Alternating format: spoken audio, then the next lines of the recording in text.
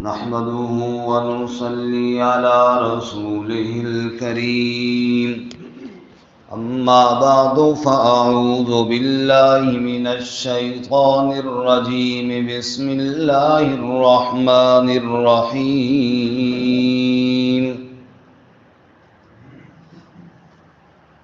وما تنزلت به الشياطين وما ينبغي لهم وما يستطيعون إنهم عن السمع لمعزولون فلا تدع مع الله إلها آخر فتكون من المعذبين وأنذر عشيرتك الأقربين واخفض جناحك لمن اتبعك من المؤمنين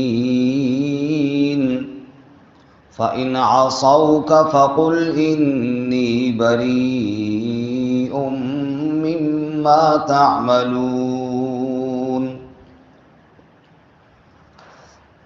وما تنزلت به الشیاطین، اور نہیں اترے اس کے ساتھ شیاطین، وما ينبغي لهم، اور نہیں مناسب ان کے لیے، وما يستطيعون،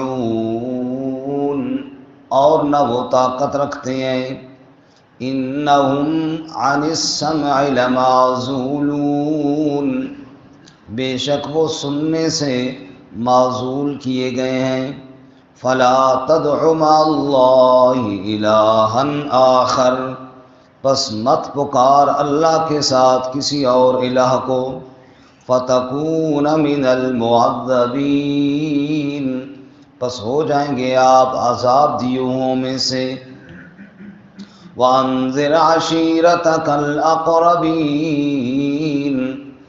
اور ڈرا اپنے قریبی رشتہ داروں کو، واخفض جناحک، اور جھکا لے اپنے بازو، لمن اتبعک من المؤمنین، اس شخص کے لیے جو آپ کی اتباع کرے ایمان والوں میں سے، فَإِنْ عَصَوْكَ، پس اگر وہ آپ کی نافرمانی کریں، فَقُلْ، پس آپ کہہ دیجئے، انی بریء مما تعملون، بے شک میں بری ہوں اس سے جو تم عمل کرتے ہو، سبحان ربک رب العزت عما یصفون وسلام علی المرسلین والحمد للہ رب العالمین۔ اللہم صل علی سیدنا و مولانا محمد وعلی آل سیدنا و مولانا محمد وعلی آلہ واصحابہ اجمعین۔ معزز سامعین، سورۃ الشعراء کا آخری رکوع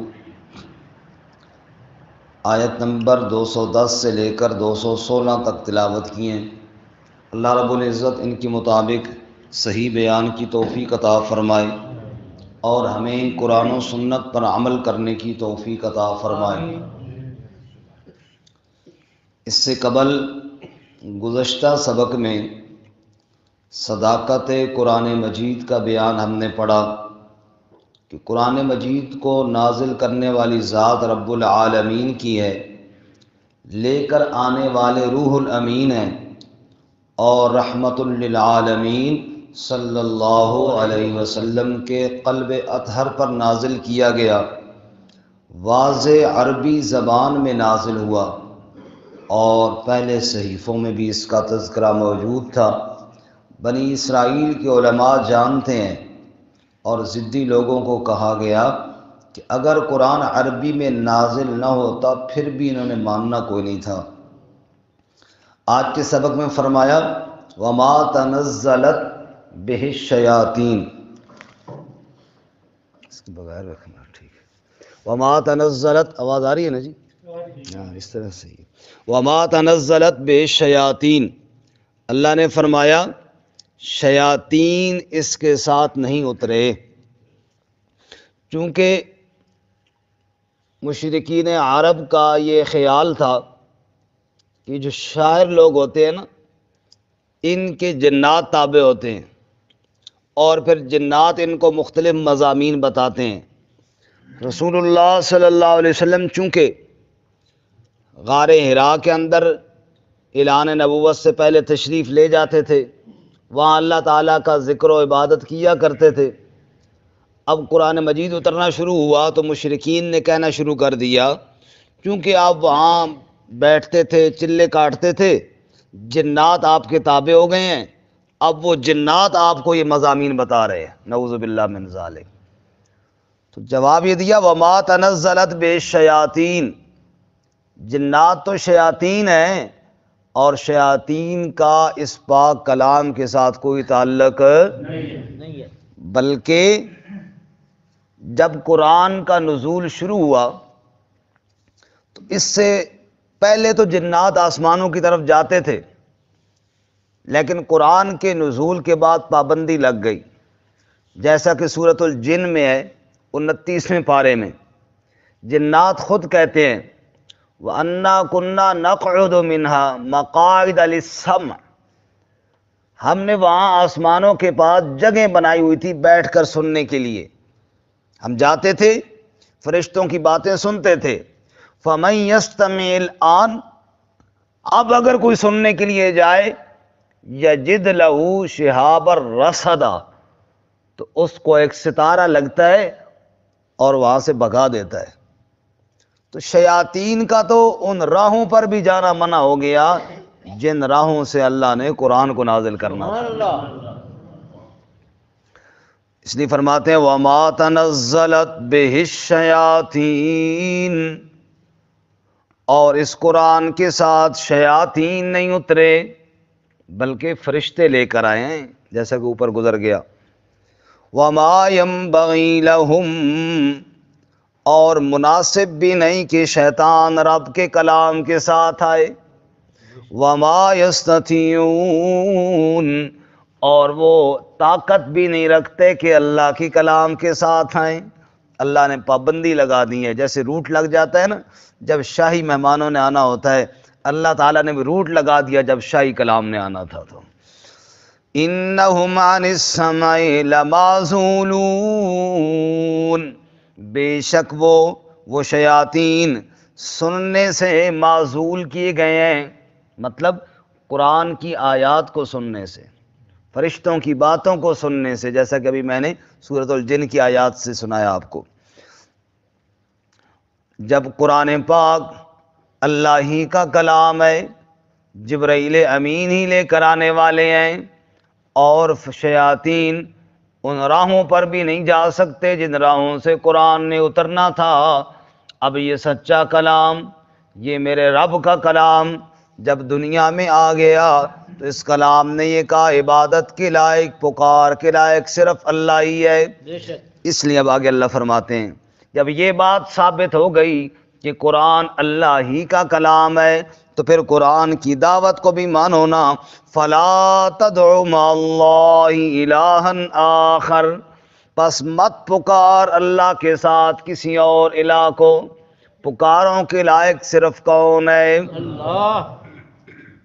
اللہ ہی پکار کے لائق ہے۔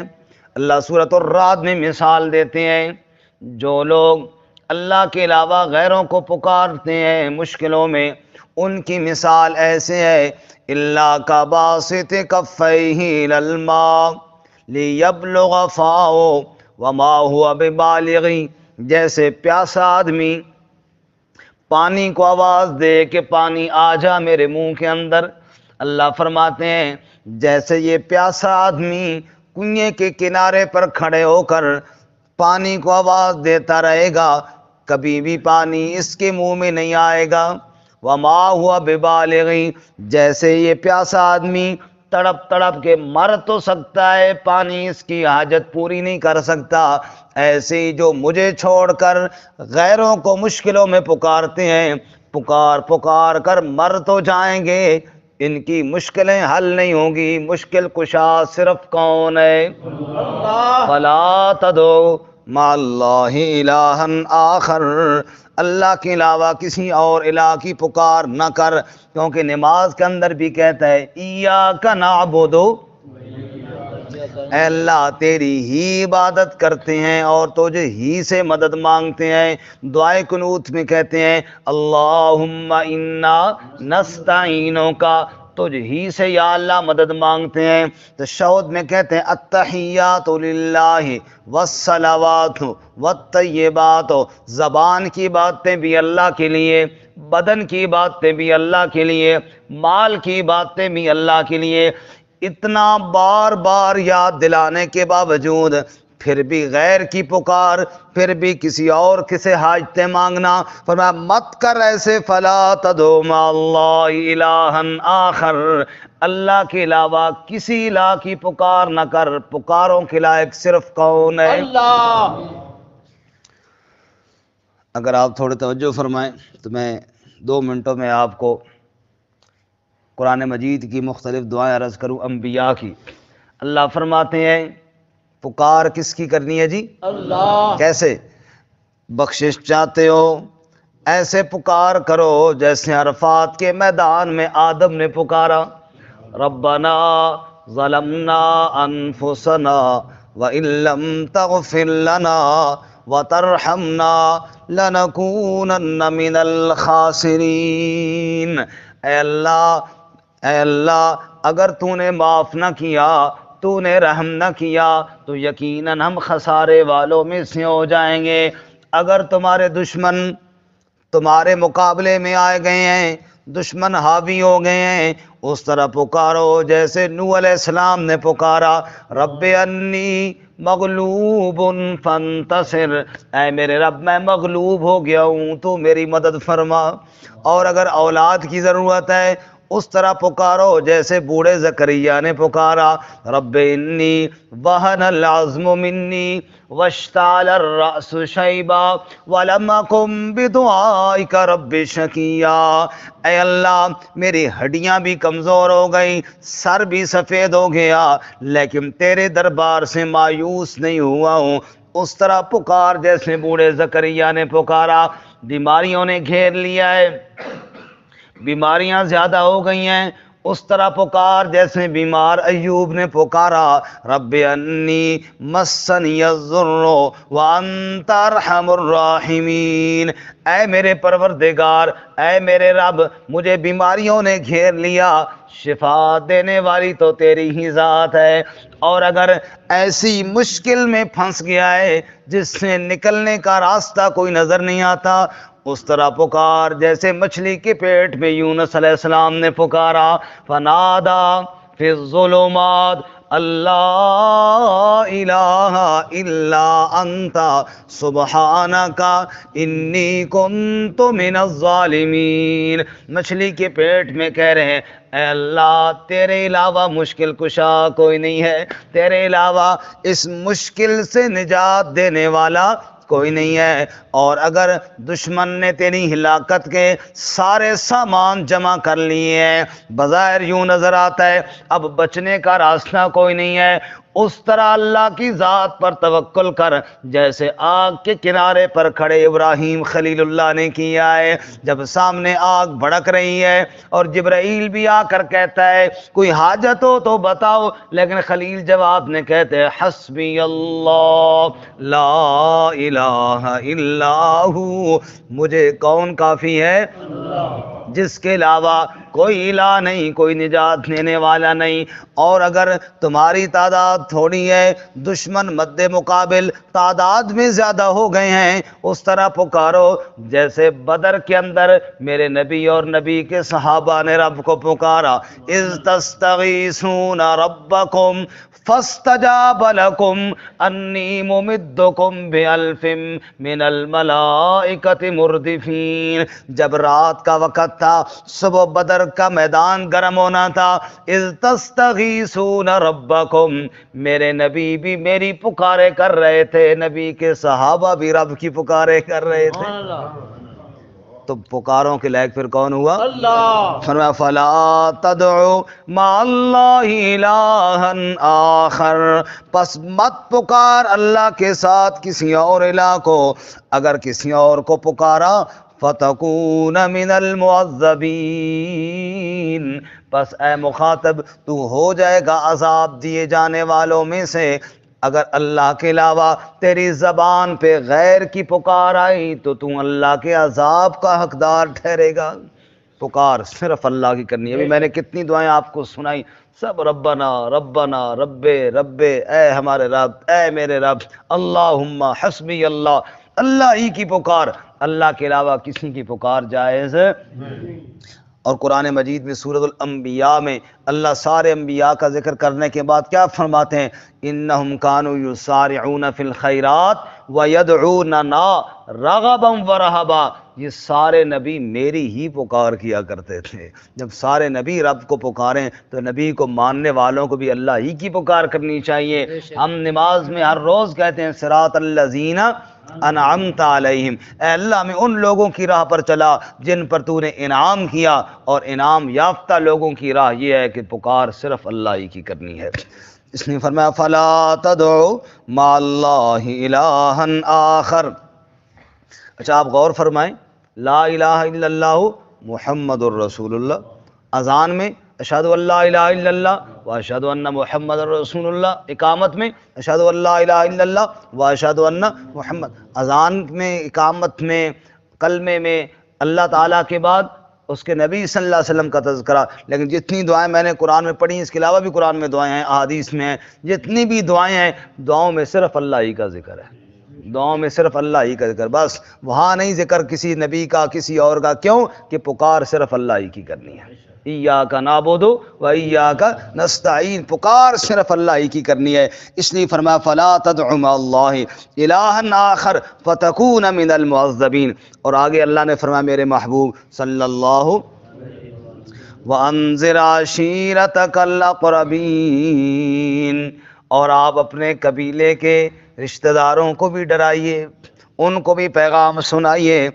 جب یہ آیت نازل ہوئی تو آپ صلی اللہ علیہ وسلم نے حضرت علی المرتضیٰ رضی اللہ تعالیٰ عنہ سے فرمایا علی جاؤ اور برادری کو اکٹھا کرو، چونکہ علی رضی اللہ تعالیٰ عنہ کو یہ سعادت حاصل ہے کہ وہ رسول اللہ صلی اللہ علیہ وسلم کی آغوش میں پرورش پانے والے ہیں، آپ کے گھر میں رہنے والے ہیں، پروردہ آغوش نبوت حضرت سیدنا علی المرتضیٰ رضی اللہ تعالیٰ عنہ۔ تو فرمایا علی جاؤ برادری کو اکٹھا کرو۔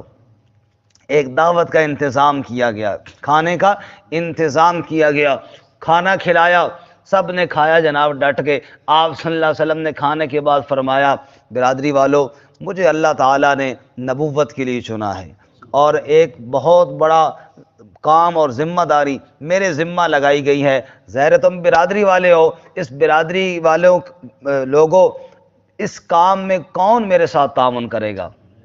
روٹی تو سب نے کھائی لیکن جواب کسی نے نہ دیا، ہوں ہاں نہ کی تھی کسی نے، سب نے سر جھکا لیے۔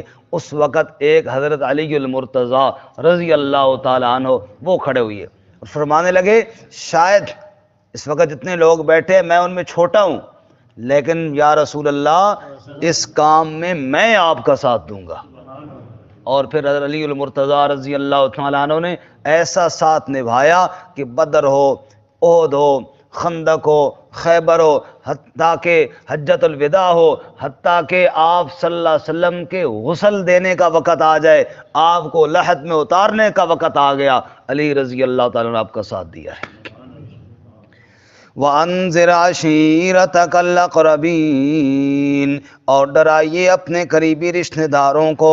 اور دوسرا ڈرانا اس طرح ہوا کہ آپ صلی اللہ علیہ وسلم کوہ صفا پر تشریف لے گئے، بڑا مشہور واقعہ ہے، آپ نے کپڑا ہلایا اور آواز دی یا صباحہ ہو، یہ ایک آواز دینے کا بلانے کا طریقہ تھا عرب کے اندر، جب بھی کوئی اہم اعلان کرنا ہوتا لوگ جمع ہو گئے۔ آپ صلی اللہ علیہ وسلم نے سوال کیا هل وجدتمونی صادقا او کاذبا، 40 سال کا عرصہ میں نے تمہارے بیچ گزارا ہے، یہ بتاؤ مجھے سچا پایا یا جھوٹا پایا؟ سب نے جواب میں کہا جربنا کا مرارا، ما رأینا فیک الا صدقا، ایک بار نہیں بار بار ہم نے تجربہ کیا محمد تیری زبان سے سچ کے علاوہ ہم نے کبھی کچھ نہ سنا. سبحان اللہ. اتنا اعتبار ہے. قولوا لا الہ الا اللہ، اگر اتنا اعتبار ہے تو پھر آؤ تمہیں سب سے بڑی سچی بات بتاؤں، اور وہ کون سی ہے؟ لا الہ الا اللہ. عبادت کے لائق، سجدوں کے لائق، پکاروں کے لائق صرف کون ہے؟ پھر مخالف ہوئے سارے، اور پھر پتھر بھی مارے گئے اور سب کچھ ہوا. بہرحال آپ صلی اللہ علیہ وسلم نے اللہ کا حکم پورا کیا. وانذر عشیرتک الاقربین، اپنے رشتہ داروں کو ڈرایا. اور واخفض جناحک لمن اتبعک من المؤمنین، بازو جھکا لے یعنی اچھے اخلاق سے پیش آ میرے محبوب. لمن اتبعک من المؤمنین، جو مومن آپ کی اتباع کریں ان کے ساتھ خوش اخلاق ہو جائیے. چنانچہ آپ صلی اللہ علیہ وسلم سے بڑھ کر اچھے اخلاق والا کوئی نہیں ہے. حضور سب سے بڑھ کر اچھے اخلاق والے تھے. لیکن آپ اندازہ یہ فرمائیں کہ آپ صلی اللہ علیہ وسلم کو بھی اللہ نے فرمایا کہ اچھے اخلاق سے پیش آئیے. اور اسی طرح سورہ آل عمران میں اللہ تعالیٰ فرماتے ہیں وَلَوْ كُنْتَ فَظًّا غَلِيظَ الْقَلْبِ لَانفَضُّوا مِنْ حَوْلِكَ فَبِمَا رَحْمَةٍ مِّنَ اللَّهِ لِنْتَ لَهُمْ، اللہ کی رحمت ہے کہ آپ نرم مزاج ہیں. وَلَوْ كُنْتَ فَظًّا غَلِيظَ الْقَلْبِ، اگر آپ سخت دل اور تیز زبان کے مالک ہوتے لَانفَضُّوا مِنْ حَوْلِكَ، تو صحابہ بھی آپ سے دور ہٹ جاتے. اللہ نے ایک قانون بیان کیا، اچھے اخلاق، اچھی زبان سے لوگ قریب آتے ہیں، بد اخلاقی سے لوگ قریب نہیں آتے، قریب آئے ہوئے بھی دور ہو جاتے ہیں. اس نے فرمایا اچھی وخفض جناحک لمن اتبعک من المؤمنین فإن عصوک، اور اگر کوئی آپ کی نافرمانی کرے اور آپ کی بات نہ مانے تو آپ کی بات کو نہ ماننا گویا کہ رب کی بات کو نہ ماننا ہے. اس لیے آپ کہہ دیں انی بریء مما تعملون، اچھا پھر میری بات نہیں مانتے ہو تو جو تم کام کرو میرا اس سے کوئی تعلق نہیں. کیوں کہ میں تو اپنے رب کی اتباع کرنے والا ہوں. اور یہ بالکل اسی طرح ہے جیسے سورۃ الکافرون کے آخر میں فرمایا لکم دینکم ولی دین، اگر نہیں بات مانتے ہو تو پھر ٹھیک ہے جاؤ، میں محمد صلی اللہ علیہ وسلم تو اپنے اللہ کے حکم کا تابع دار